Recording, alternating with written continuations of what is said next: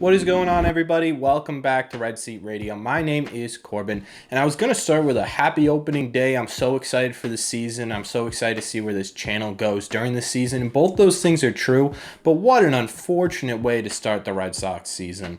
I know, obviously, it's a marathon, not a sprint. We shouldn't overreact to things, but to open up the 2022 season, getting walked off by the Yankees was not fun to watch.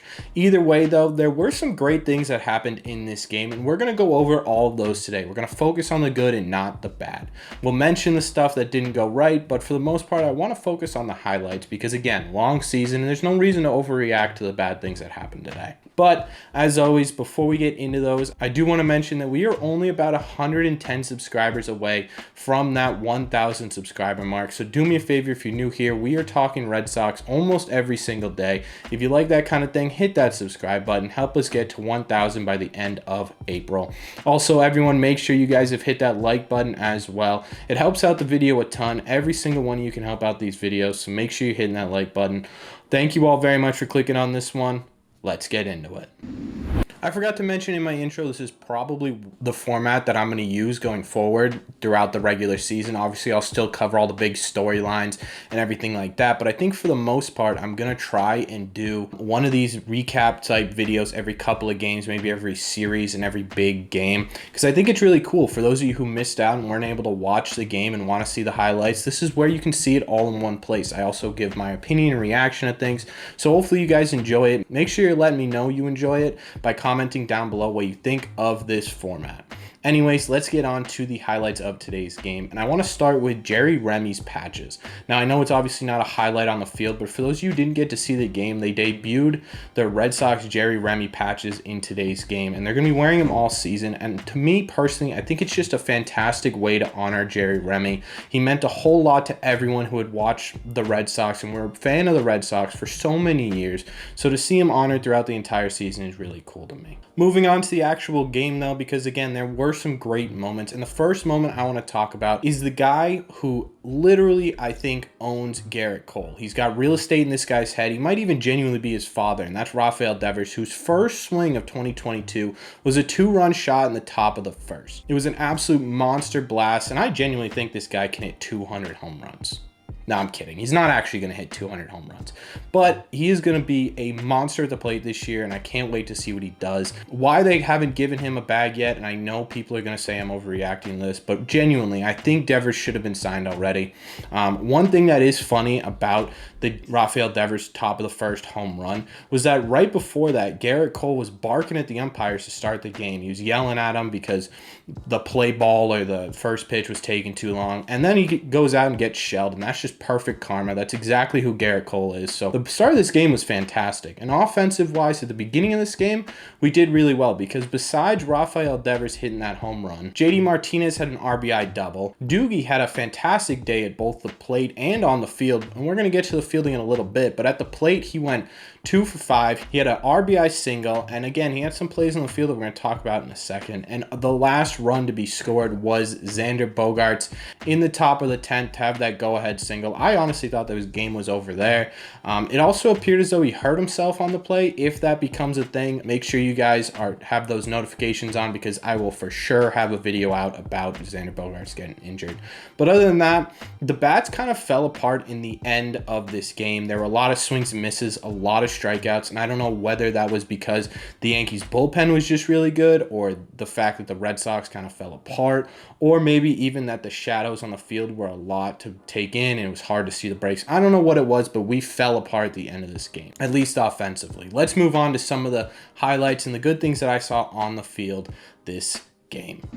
On the field, we did fairly well. I think a lot of people were expecting the fielding to be pretty decent this year, and I think it's living up to that already.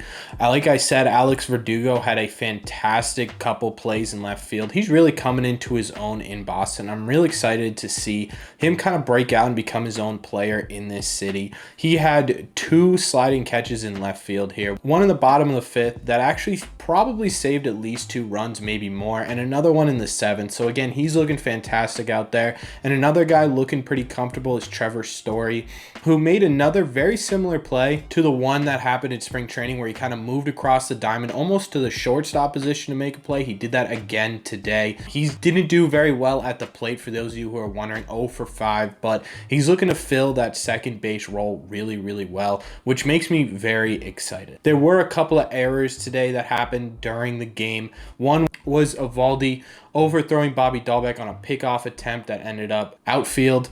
And the other one was Xander Bogaerts, who made an error and immediately Twitter exploded. They were overreacting. I mean, again, guys, it's opening day. This is a very long season. To be like, oh, Xander's washed, we need to get him out of here.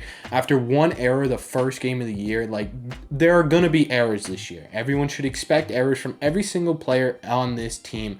It happens. We're human. They're human. So I just don't understand the total overreaction of one Xander Bogaerts error. Now, let's move on to something that we definitely need to talk about, and that is the pitching and bullpen.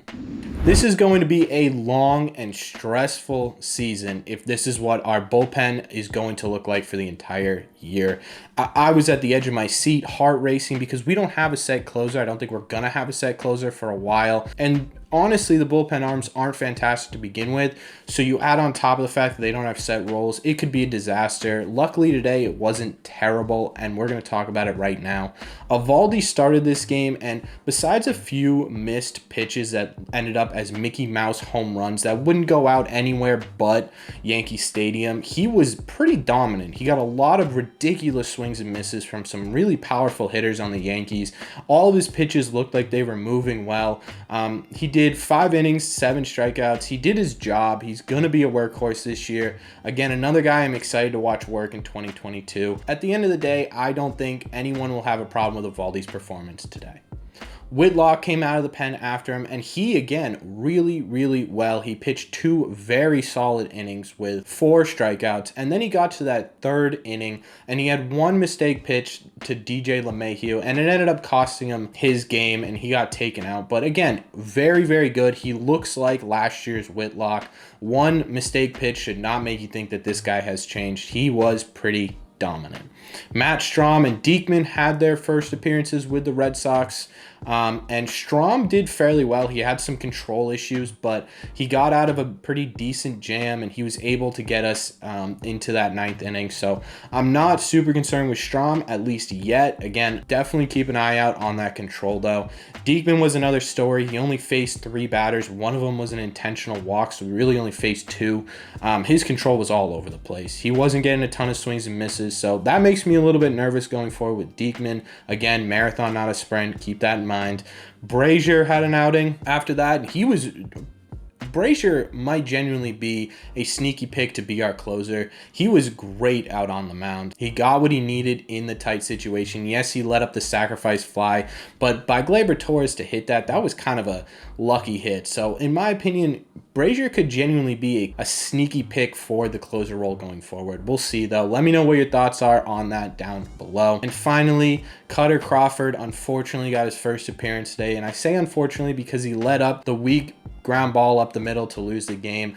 I don't really think there was anything anyone could do. It's just a tough, lucky hit. I'm expecting a lot of big things out of Cutter Crawford. He came in and was pitching in the strike zone. He was throwing hard. He just got unlucky with a pitch. I'm excited to see this guy work as well. And again, I don't think we should start judging these guys off of day 1.